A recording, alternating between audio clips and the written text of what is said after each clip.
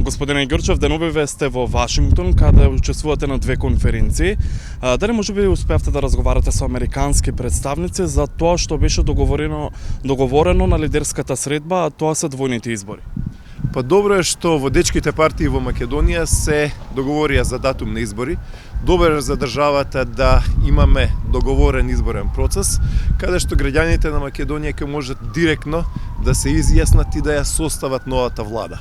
Значи, јасно е дека имаме волја за промени во Македонија, дека незадоволството кај граѓаните на Македонија е големо од повеќе работи и мислам дека она што ќе го гледаме наредниот месеци се кампања, објаснување на програмите, а после тоа и политичка промена. Датумот на изборите е утврден, дали можеби вие лично претендирате за некои од позициите, без разлика дали станува за парламентарните избори или председателските? Приоритет е за Македонија да имаме нова влада, нова гарнитура и нов председател. Тоа значи дека ВМРО-ДПМН ќе настапи со нови лица во парламентот или можеби ќе има и од старата гарнитура? Вие бевте долго години пратеник. Ќе одиме со комбинација од тоа, ќе одиме со конкретна понуда и програмска и кадровска према граѓаните на Македонија, затоа што Македонија заслужува подобро. Борбата против корупцијата и уставните измени се на агендата за отворање на поглавијата со Европската Унија или преговорите.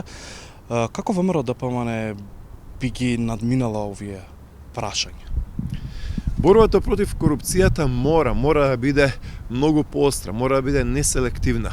Македонија не треба и не смее да биде земја во која што секој месец или секоја недела ќе ни случуваат мега скандали од кои што луѓето не можат да се начудат колку се лоши состојбите. Значи јас не памтам години и години, децении наназад вака лоши да бидат состојбите во Македонија по сите можни основи.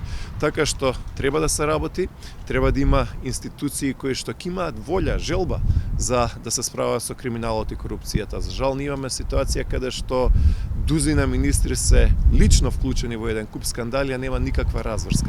Така што тоа мора да се смени. И односно уставните измени? Да. Односно уставните измени, јасно е расположението на народот. Значи, луѓето не сакаат да има уставни измени по бугарски диктат. Истовремено, Европската Унија треба да пушти појасна порака за проширување. Како ВМРО-ДПМН гледа на соработка со албанските партии за овие моменти, како и во иднина? Сме соработувале, соработуваме и ќе соработуваме. Значи, вратата е отворена, раката е подадена. Мислам дека оваа влада на СДСМ и ДУИ е прилично делегитимирана, нема поддршка кај народот.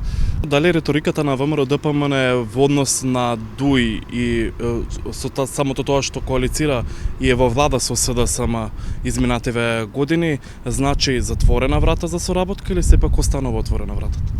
Ние сакаме да направиме и ќе направиме влада без СДСМ и ДУИ.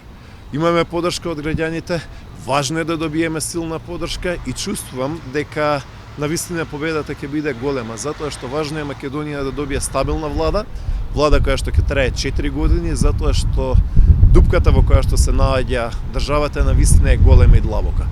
Така што потребна ни е добра, сериозна внатрешна политичка реформа, потребни ни се контакти со светот, затоа и оваа посета во Вашингтон.